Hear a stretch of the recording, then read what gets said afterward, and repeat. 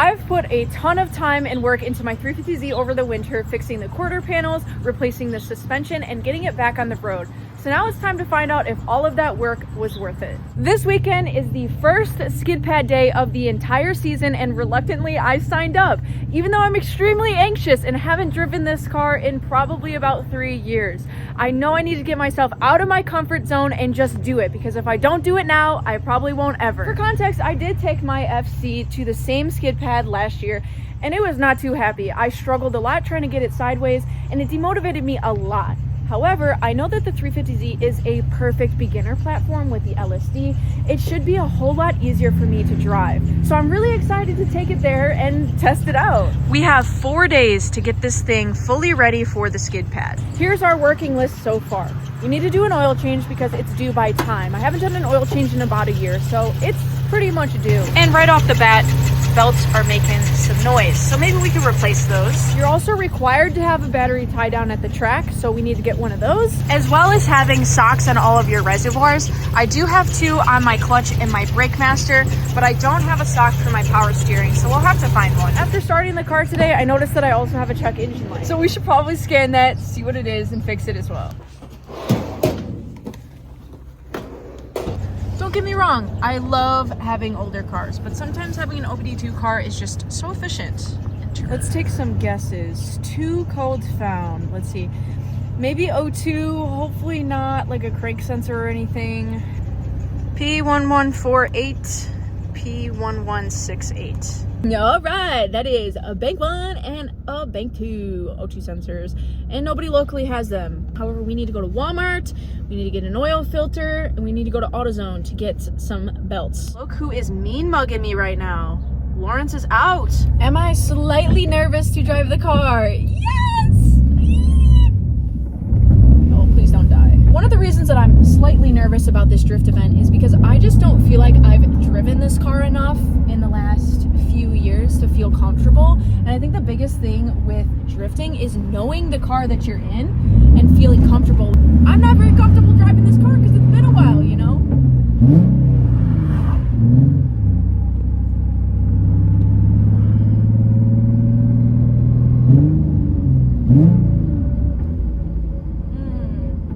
It's not driving good.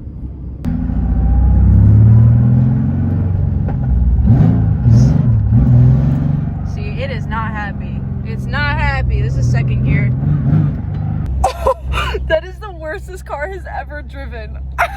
I thought it could maybe pull it through, but I didn't even make it down the street. That's bad. Maybe we should try and unplug the O2 sensors and see if that changes the drivability of anything.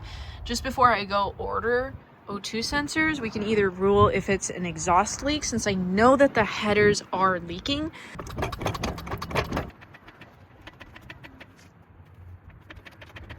Mike is using all the other jack stands on his Integra, so we only have one, but I'm gonna keep the jack here just in case. I think that those are the downstreams. So, wow, this is supposed to be mounted somewhere. Okay, we scoot all the way back here. There's the freaking O2 up there, but it's just a matter of reaching it. Everything's so crusty. A little bit past this hose, I can see the O2, and I followed it up here. This is our O2 sensor plug.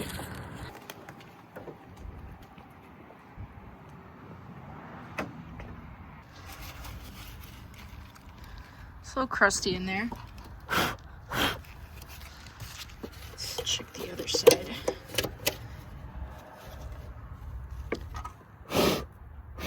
All right, let's find the other one. Here's my intake, and there is the O2 plug. Oh my god. What'd you say? Oh, I'm hungry.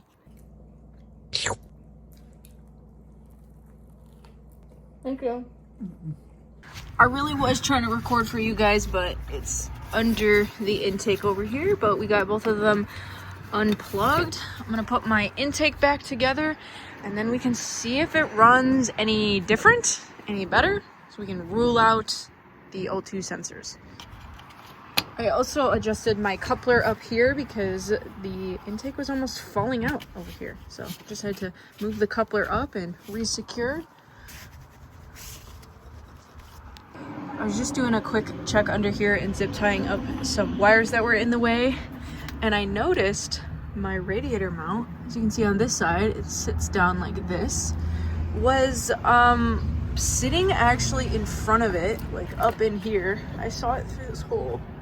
So it looks like the stud, the plastic stud on the radiator broke off, which is like the mount that sits in the bottom of it. Yeah, I mean, it's got some play.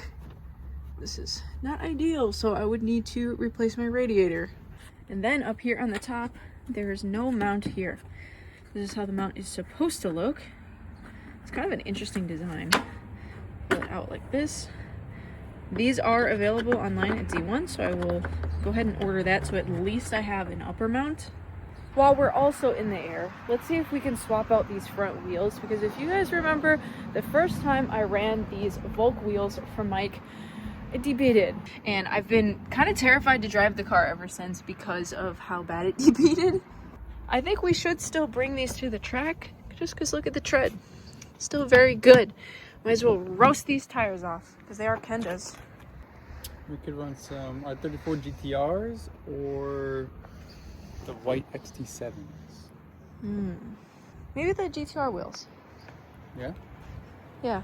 But those are going to need a fat spacer. I just feel like white wheels with the car already looking so wonky. I mean, it's mismatched. This is the time of mismatch.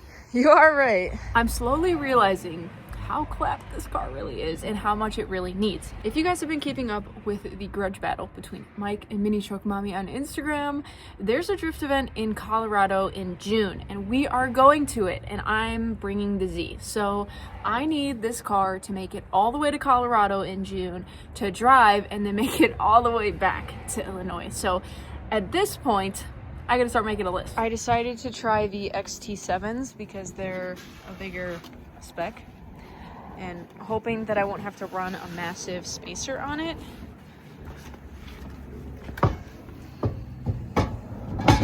Oh yeah, that already looks much better. What's the spec again? 18.5, 12. Yeah, this fits a lot better. It's so versatile. Definitely. Yeah, these Volks were pretty weak. Oh yeah. Yeah, I would feel more confident driving with this spec and the fact that it holds air. See, this is what I'm talking about, that Z's can just eat up 19s.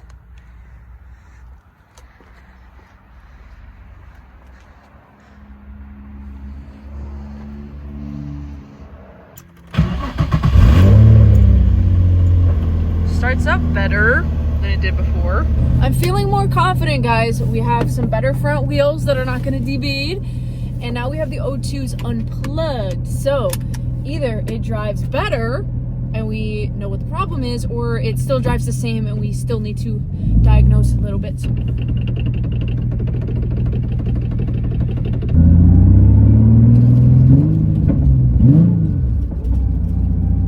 the same. Still the same. See that? It's just jerking. It's still doing the same thing.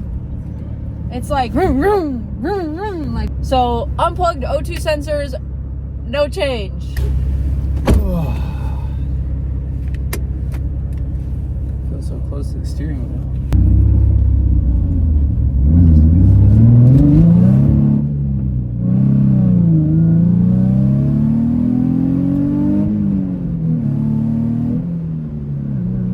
This is pretty fast. What she was talking about though.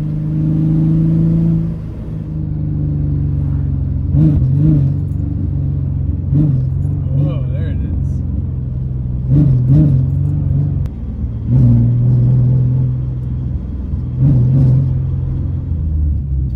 It seems to bounce around under 3,000 RPM.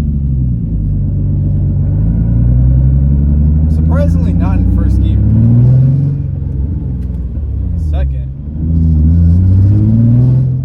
See, if you give it a punch, I guess, it doesn't do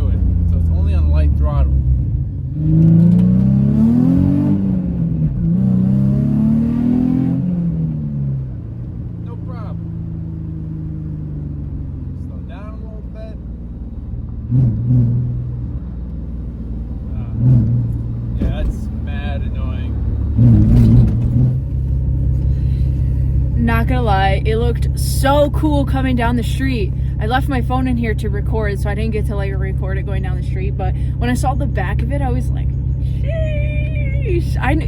You never get to see the outside of your car because you're always driving it, you know? Was it fun though, kind of? It was pretty fast. It's feels like fast. it can get down. It has a tune on it. It has a tune on it. It does. I would take that off. That's probably what's causing this. I just found a pocket knife. This is mine. This is one of my old pocket knives. I would keep one in the car with me in case there were creepy men at the gas station. Valve closed to position alert. Make sure the accelerator pedal is fully released. Turn the ignition switch on. Turn the ignition switch off. Wait till you set You never had to do this before, huh? fully release the accelerator pedal and start the car within 3 seconds. Allow the Why don't we vehicle to just idle. leave a goddamn cable opening the throttle? Lightly rev the engine That would've solved all of to make this. sure the idle speed is within specification. When the vehicle returns to idle, the learn should be complete. At this point, your electronic throttle body... It's like within 11 seconds, you gotta do this and press the accelerator 5 times within 5 seconds and... Turn the key on for 2 seconds. Turn it off for 10. See, I Turn it remember... on for 3 now. I remember Now 10. that when the battery dies, you might have to do like an idle relearn or a throttle relearn. So stupid. So stupid. This is why older cars are always superior, because they don't have stupid stuff like this. 2, 3, 4, 5,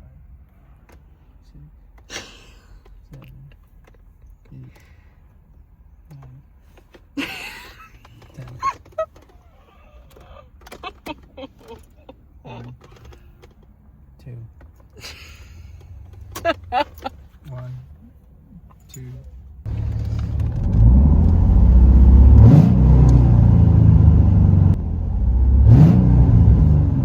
It's like right at 2,000.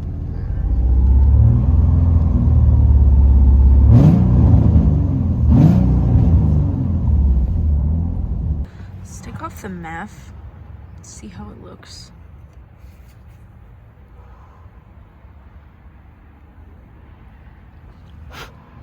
Okay, well, something else that we could try is the VVT solenoid. Could potentially be causing the problem, so we could unplug it. Ooh, it is so crusty. And see if that makes any sort of change in the way that it runs.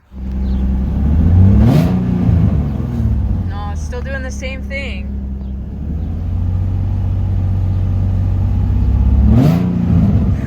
Like, why? So we've confirmed that it's not the O2, it's not the VVT, it's not the MAF. So maybe the throttle position sensor back here? Because at this point, I'm thinking that the issue has to do with the pedal. So do I just order another one? I don't know. Z1 is super fast in shipping, so we might just have to order one and see what happens. Walmart's website said they had 4 Nissan oil filters. Why do they have none? So I just ordered one, and I'm out here in the plant section because, you know, I'm not gonna waste a trip to Walmart. I heard this idling and it sounded just like my car. It's that VQ idle. Oh snap, they got more rose bushes. Do I need more? Probably not. These are pretty. These are climbing ones. My other ones are already starting to bloom a little bit. Ooh, we got some climbing white ones. Man, I might have to get one of these. I absolutely love rose bushes.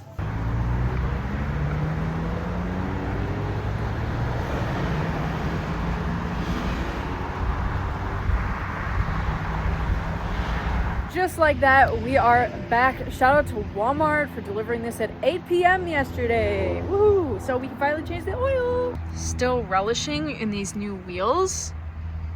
I like the setup a lot, actually. These specs look good here. What do you guys think? It's a beautiful 65 degrees today. We got Mike in here working on the Integra. This is insane to see. If you guys remember, his Integra has been cut up for so long, and he got this shell Integra to swap the quarters over. If you saw that video of me hammering his quarters his old Bondo quarters. So he's been grinding away in here. He did the trunk pan, he did part of the frame rails, and he did both of the quarter panels. And it's funny because he knocked this out so fast.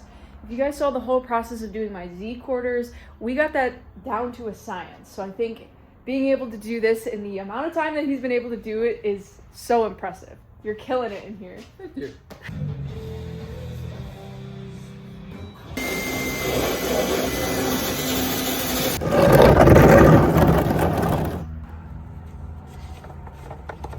I actually just checked the oil.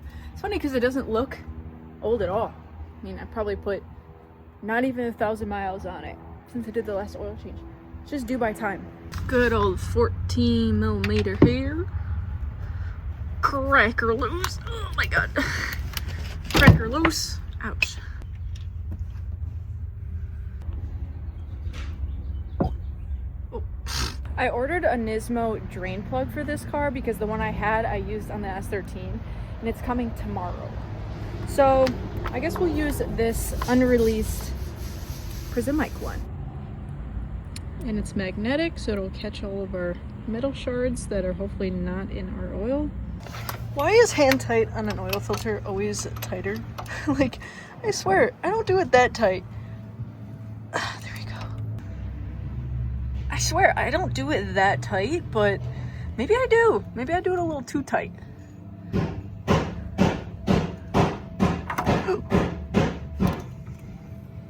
I want to show you guys the filter that I got. This was the K&N one that came off of it. This is the Walmart filter I got. Significantly smaller, right? However, when I looked up this part number that's here on the bottom, 15208-65F0E, it does fit for a 350Z. However, it did look a lot smaller. I don't know. It says online that this is compatible, but this looks a lot smaller, and I'm feeling like it's not going to be compatible more than I'm looking at it. Nissan's USA website says that this is compatible for multiple different VQ models. Huh.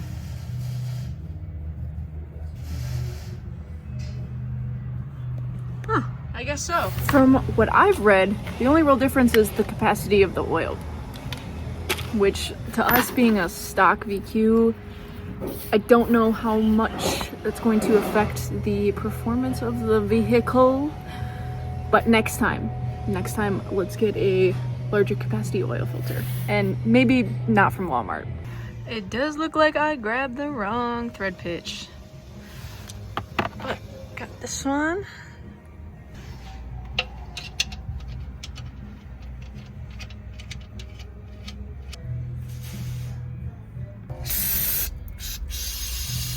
Might as well just take this as an opportunity to clean some stuff up down here.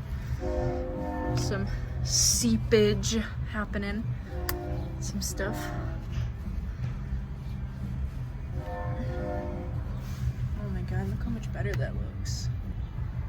All the sludge. This makes me want to deep clean this car. Since our TPS sensor isn't coming till Monday, I'm kind of in the mood to take advantage of this beautiful weather, so I think we should like deep clean this thing, get all the sludge and oil and gross stuff out of the engine bay that I've been meaning to do. For example, look at the wheel well. Gross. Oh, that looks so much better all around here without all that oil and dirt and grease and sludge in there.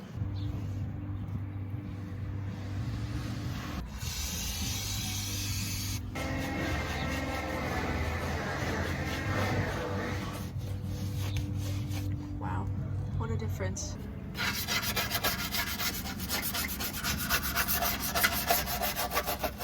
Went from oil change to full-blown scrub down. But I want to be proud of my car, okay? If I take it to the track and, you know, I gotta jack it up or somebody's looking at it, I want it to be caked in dirt and crust.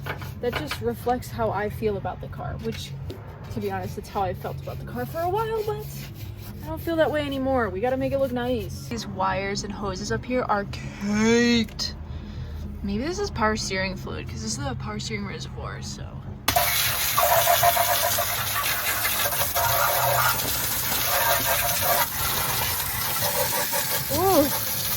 Whoa! It looks so much better. Holy degrease. I noticed a loose clamp down here. It's supposed to probably be on a hose up here, which is most likely power steering. Are we surprised? Probably not. Got the clamp back on that line there. Let's see if it'll focus on. There we go. Oh, it was so caked up under my coolant reservoir.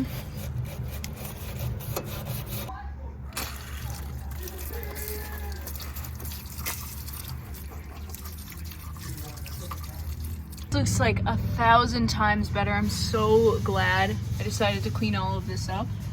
Even up here on the frame rail. Now I'm gonna take this chance to tape up and properly sort of tuck these plugs. I believe that these are for the windshield wiper reservoir, which I might have somewhere, but I don't know that I'm gonna be running it anytime soon, so I'm just gonna put them up. I liked that I was able to tuck all of these back enough. I don't want any contact with the wheel at any point in time. There were so many zip ties on everything, and like you can see the zip ties were also caked. Sometimes it's nice to just start over fresh and tape everything up and out of the way. Looks 1,000 times better down here. You can like actually see the color of the wheel well. Kind of insane. I'm curious how the other side looks. Put oil in the car. No, but look what I did. Look. Oh my gosh, so clean. I wiped so much stuff down, at least on this side of the bay.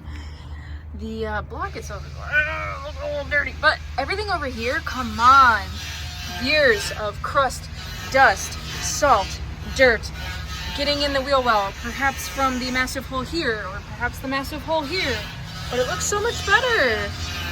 Adjusted the fender mounting to go underneath this bracket here as opposed to how it was before where it's on top, because I noticed that the fender up here bows out a lot, so I wanted to see if that would change the fitment at all, which it definitely helped a little bit. It's not perfect, but I don't know if this is close to factory or not. Distractions. Let's put oil in this thing before I forget even further. Lucky for us, this car takes exactly 5 quarts, so it's gonna make my job a lot easier. Of course, we're using VR1 racing and classic cars. This is just what we use in all of our cars here. I know some people are saying that this is a little too thick to be putting in these cars. Pretty high-ish mileage VQ. It has about 140,000 miles on the original motor, by the way. But if you know anything about VQs, they love oil. Either eating it, leaking it, burning it, whatever the case is.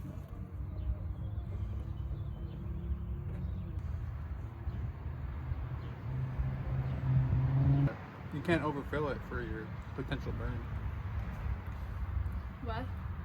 I'm just kidding. I was like, wait, what? Integra takes 4 and I always put 5. Oh, So I see. it'll eat it up.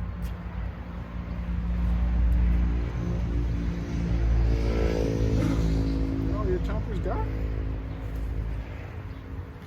Hey. We paid for every drop. I'm going to use every drop.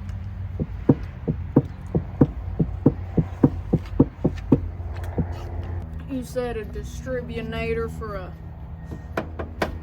2005 1969 Chevrolet.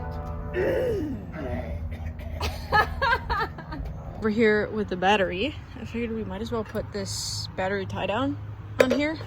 Since you are required to have one at the track, I feel like we should just have one anyways. This is from Amazon, so it's kind of a universal.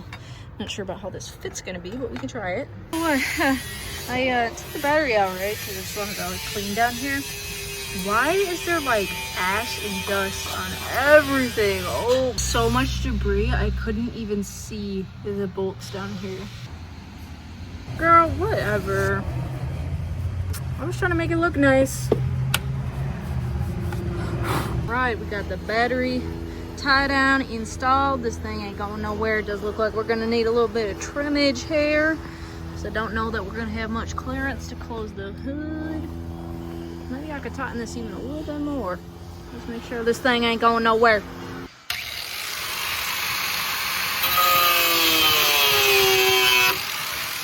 Where it's got a whole lot of nerve sitting up there making all sorts of noise.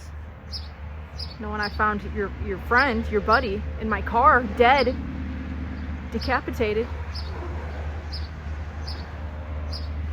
I'm gonna sacrifice this free sock that I got as a reservoir sock over here. Cut it just a little bit so that maybe it can go over this bracket. This power steering one is a little bit too big to fit one of Mike's reservoir socks. Otherwise, I would be using that. Look at that, nice and cozy. Nice and cozy. This side is not that dirty. This side has more of the rust over here, which we'll have to address at some point. Might just get away with a quick wipe down. Wow, you can see how much better it fits over here. Even with the headlight here in the corner, this is like OEM fitment, which leads me to believe even more that this fender is some aftermarket crap or it's bent, because that's still pretty off. These little caps in my pocket, I forgot that the kit came with it. Now we're good.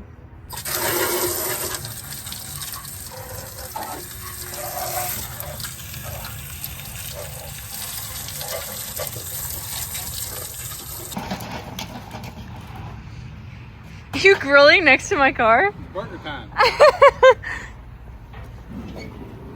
Ooh. Do we have to clean this at some point? That's all seasoning. No, okay. I'm being informed right now that I should probably check my trans fluid. It's very important. It's very important. It's kind of shifting weird. Never done it on this car before, so let's get under there and take a look before it starts raining. I don't know if you could tell. It's supposed to rain all the rest of the week, so we gotta get this done. It might be easier to get to these bolts from the side of the car here. Okay, we got our drain bolt here, and then our fill bolt here. Got a little spillage going on. This is a 10 mil Allen. Oh, bro, it's loose! Oh my god, this is... Are you freaking serious? Sticker finger in. Oh, I feel a little bit of fluid. We used to eat out here in the gazebo every day for lunch, dinner, when the weather was nice. Fluid in the trans and it didn't feel low, so I just put the drain plug back on, tightened it. Looks like we were just in time for the rain. Let's pull her back here in the garage so she doesn't get all wet. I'll have my cardboard quarter glasses on, so I need to get this inside.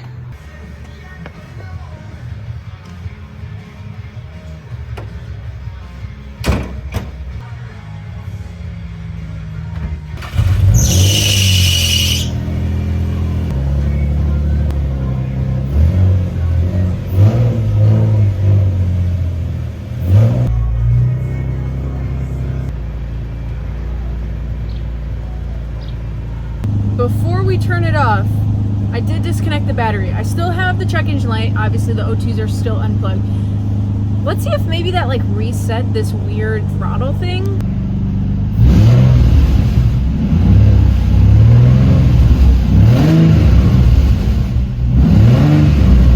Did it just fix itself?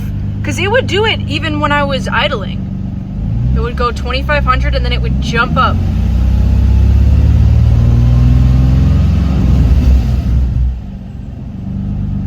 Maybe we should go drive it, because I ordered this throttle sensor, but like maybe I don't even need it.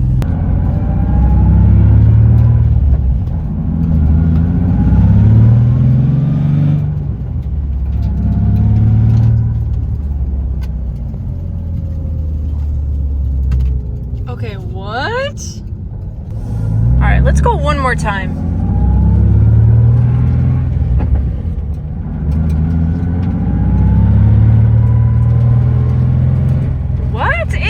Fixed itself. I'm so confused. I am so confused.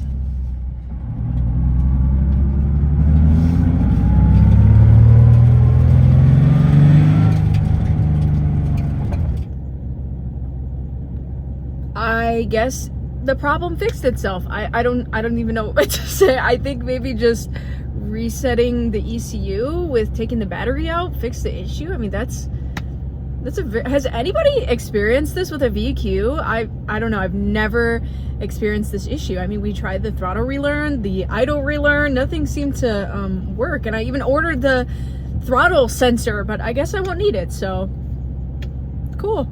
We should definitely do a clutch on this car.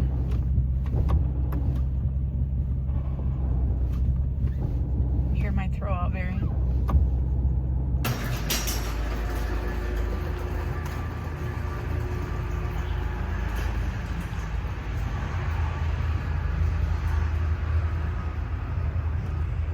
Damn, look at us. 2 cars with the same quarter panel job done. Kinda. Kinda. Mike just finished it. Huh? Mike just finished this last night.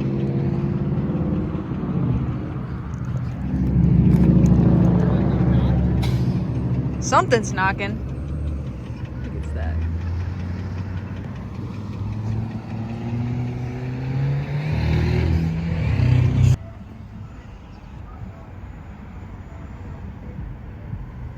I just got my Z1 package in, so like I said, I ordered one of the radiator mounts for the top. I also got an HKS radiator caps, and so it looks like mine is just plain. Wanted to spice up the engine bay a little bit. Then, like I said, I got the Nismo drain plug. Came a little too late, but that's okay. We'll save it for next time. And then I also got some new belts as well as a delete. I saw one of you guys comment about this idler pulley. Something I didn't know is that on the 03 G35s, there used to be a clutch fan here, just like how the 240 is. But on the 350Zs and all of the newer models of the G35s, they got rid of the clutch fan and they moved to an electric fan. However, they left the pulley there. So it basically serves no purpose. So that Z1 kit just removes that pulley and then gives you a different belt. So I think we'll do that install next week.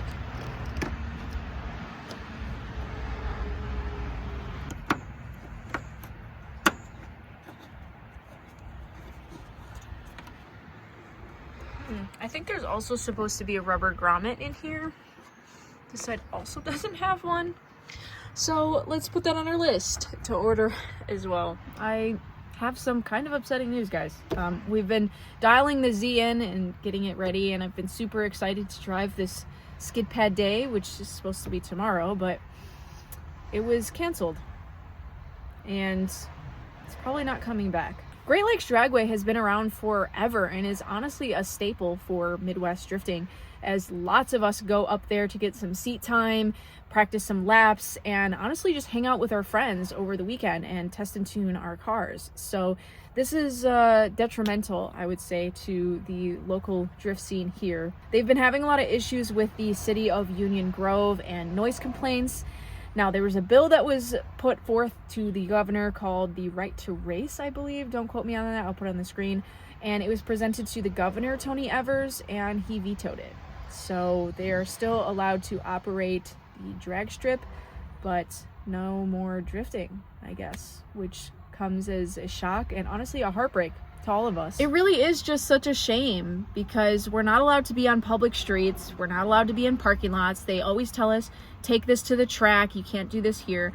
But then they shut down all of our tracks. And every year, all across the country, all I'm hearing about is raceways and tracks and skid pads disappearing. And the ability to legally perform motorsports is just diminishing everywhere. Great Lakes Dragway has been around since 1955. To put it into perspective, Smokes' mom remembers going and camping at Great Lakes Dragway to watch the drag cars back in her day. It's just heartbreaking that now the noise complaints are getting so bad and that the city just wants nothing to do with it. This is certainly a disappointing way to end this video and not what I expected. I thought we were going to be at the track getting some seat time in with the Z for the first time. Unfortunately, that's not what's going to happen, at least for a little while. So I think we should just keep moving along with the upgrades on the Z, making it drivable. I'm excited to daily this thing a little bit more, dial some things in. So I will see you guys next Sunday in the next video. Bye for now.